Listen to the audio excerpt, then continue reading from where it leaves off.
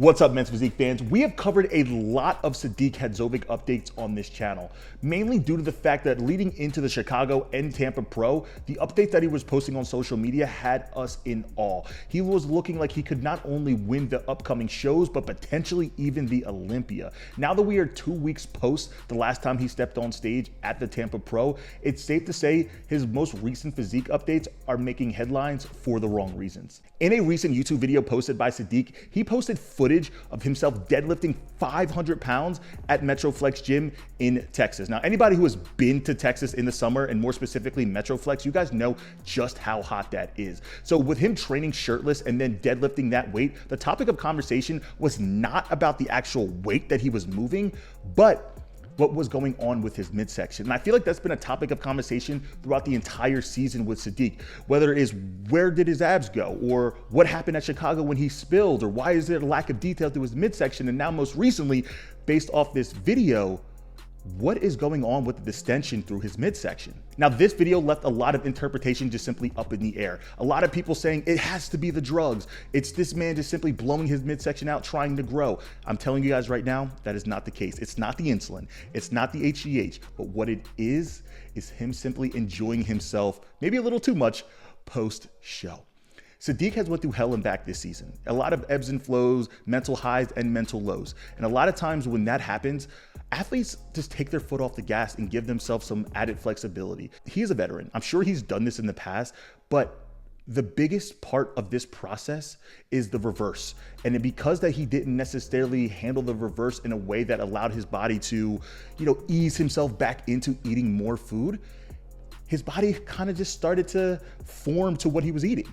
When you are dieting down, eating 2,000, 1,500 calories going into a peak week, there's a good chance that if you aren't as strict as you were during the actual depletion phase as you are during the reverse phase, your body is going to blow up because it is extremely sensitive. A lot of people think that the show is over once you step on stage. When I like to tell my clients, the show isn't over until the reverse is over. Sadik went to eating practically no food to having wide eyes and eating everything and anything he could. He even shared that in his YouTube video. He's very transparent. That's why I love watching his channel, because no matter what is going on in his life, he just simply documents it. He doesn't sugarcoat. He doesn't try to falsify. He just simply posts what's going on. And he showed you guys after the show, the first thing he did, he had like 3 burgers from 3 different restaurants. And then after that, he went home and had a massive brunch. And then after that, he went around and continued to eat until his heart and stomach was full.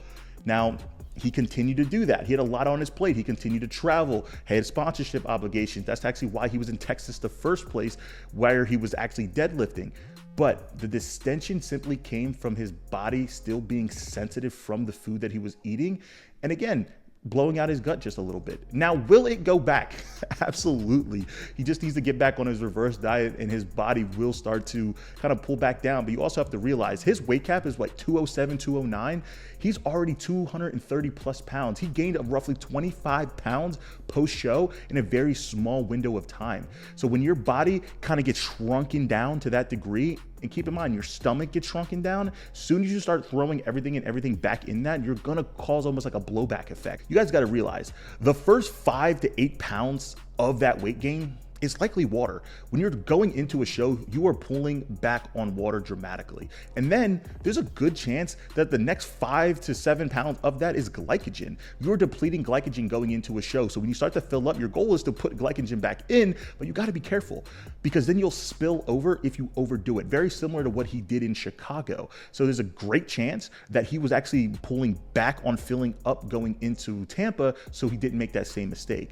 And then, of course, there's fat. So there's no question there was some added fat post-show. That is extremely common no matter how strict you are on your reverse. The goal is always to limit the fat that you put back on, even though putting fat on is inevitable, right? You just want to make sure that you do so in a way that keeps your body in a prime position to make sure that you're building on a strong foundation going into your off season. And the best part about post-show is the rebound effect. There's a small window of time where you can actually put on a dramatic amount of muscle compared to any other time of the year because of how sensitive your body is, right? So that can be good and bad. If you throw bad in the mix, there's a good chance that bad is going to come out. But if you throw good in the mix, good hard training, good proper nutrition, there's a good chance that you can springboard into a productive offseason by putting on tissue early. Again, the rebound effect is everything. And now that does require eating a good amount of food, training hard, and there's no question that Sadik is doing that. So with his transition into classic physique, there's a good chance that he's gonna be using this rebound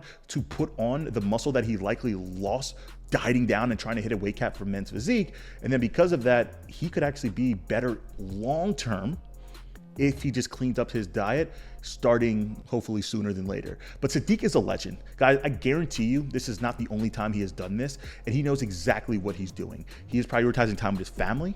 He is prioritizing time for himself, getting his mental back into the fullest version of itself, especially after what's been a crazy long, demoralizing season.